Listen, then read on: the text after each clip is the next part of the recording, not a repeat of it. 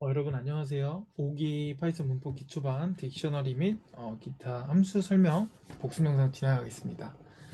딕셔너리는 아무래도 키와 밸류가 있다는 거는 아까도 계속 말씀드렸고 이제 그걸 가지고 여러 가지 인자들을 배워봤는데요.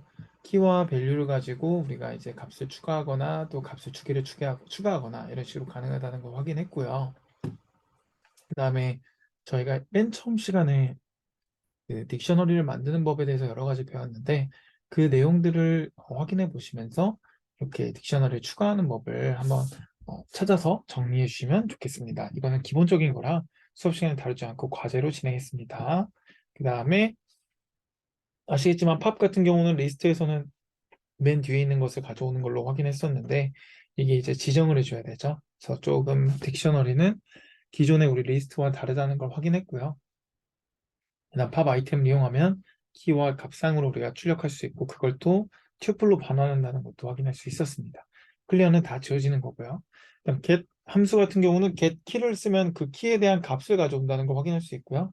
여러분도 아시겠지만 다 대부분 키와 밸류입니다. 그래서 이 딕셔너리 같은 경우는 그 원리를 잘 이해하고 있으면 사실 그게 어렵진 않을 거고요. 그 다음에 키와 값을 쌍으로 모두 가져오는 거거나 키만 갖고 오거나 밸류만 갖고 오는 방법도 배웠습니다. 그리고 이제 리스트나 튜플 같은 경우로 이런 식으로 dig from keys로 이용해 가지고 만드는 법도 확인했고요. 무엇보다도 반복문을 이용해서 저희가 키와 밸류를 모두 출력하는 걸 확인해 봤는데 x.items로 이용해 가지고 이제 다른 분들이 하신 걸 확인해 보면 해당 이제 이 x에 대한 값을 모두 출력하라고 제가 부탁드렸고 이런 식으로 접근해서 그냥 프린트 i를 가시는 분들 계셨고 키와 밸류에 대해서 이제 items를 이용해 가지고 두 가지를 같이 사용하신 분과 리스트를 이용해 가지고 이렇게 만드신 분도 계셨고 정말 다양했죠. 그리고 이런 식으로 제가 그냥 바로 이렇게 쓸 수도 있다라는 것도 확인했습니다. 키만 출력하는 경우, 이제 뭐 밸류만 출력하는 경우, 그다음에 딕셔너리에 대한 표현식도 이런 식으로 확인을 했었습니다. 거의 대부분 다 어, 중복이고요. 그다음에 이제 반복문을 이용해 가지고 딕셔너리 지우는 경우에는 이렇게 에러가 떠요.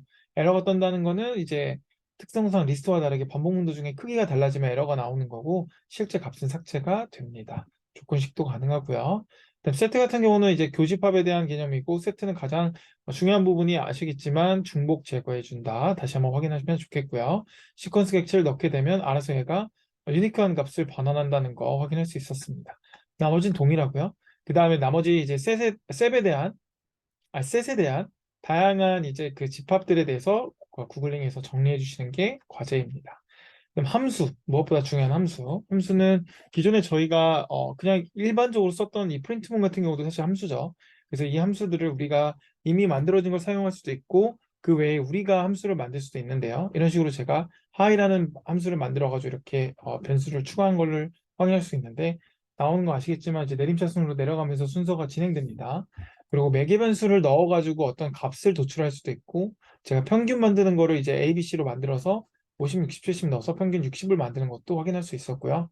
중요한 거는 함수 같은 경우는 반환값에 꼭 리턴을 써야 됩니다. 리턴을 쓰지 않으면 함수 내에서만 작용하고 이게 없어지기 때문에 꼭 리턴 반환값 확인 부탁드리고요. 이런 식으로 다양하게 인자값을 넣어서 반환값도 다양하게 만들 수 있다는 것도 확인했습니다. 이런 식으로 조건도 걸어봤고요.